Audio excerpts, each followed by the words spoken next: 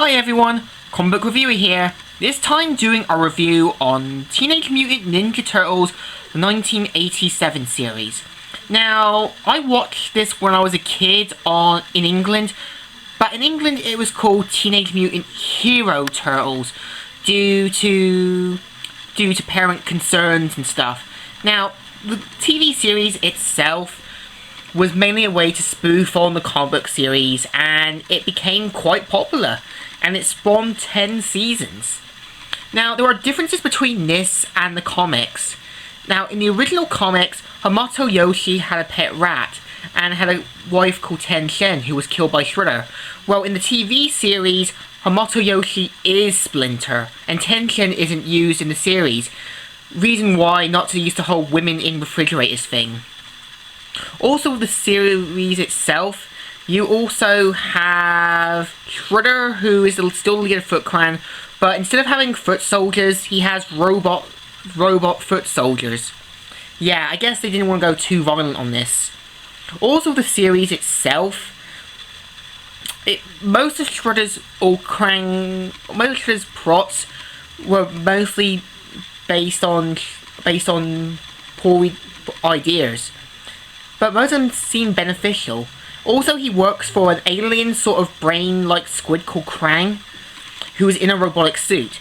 They also have two henchmen called Bebop and Rocksteady, who were once human but became a mutant rhino and warthog.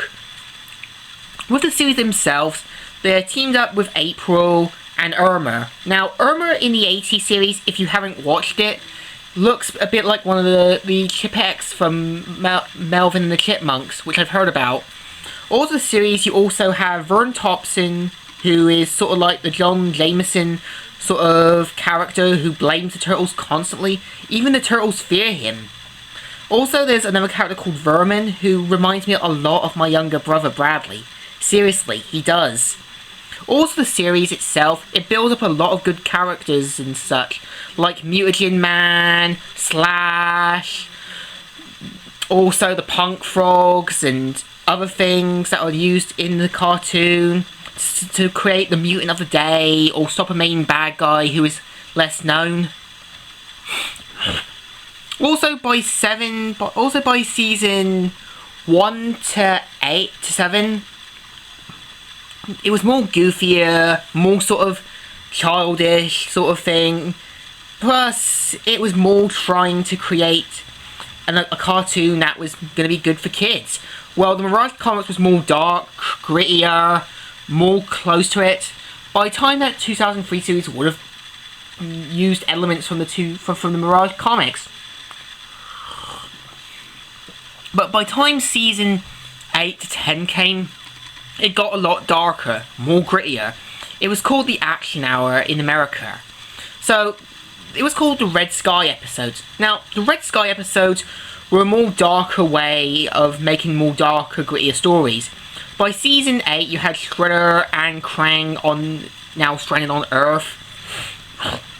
Plus, by the time they were defeated, by season 9 to 10, you had the character Lord Drag, who was voiced by my all-time favourite voice actor, Tony Jay.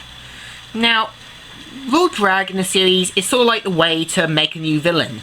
Well, back in Power Rangers, they changed their villains constantly. And the creators thought it was a good idea to do that as well. And so, in a way, Lord Drag is a suitable villain for the Red Sky episodes. He's more darker, more grittier, and he doesn't tolerate failure. By season 9, he had a henchman called High Tech, and after he got rid of him, he had one called Mun. Now, also the series itself, in this series, Baxter Stockman is white. The reason why they didn't go with African American, they thought the idea of Shredder having him around as African American would have considered slavery or something. Now, personally, I love the 80s cartoon. It's goofier, it's sort of funnier, and you do get a cameo of it in the 2012 series, where the Krang worm ends up in their world. I hope to see a crossover with the series, you know, with the 2012 and 80 series. I mean, Turtles Forever tried to do it, but it just didn't work well with the 4Kids actors. Now, I give this a thumbs up. Still good, still great, still perfect. So, Comic Viewer here, signing out.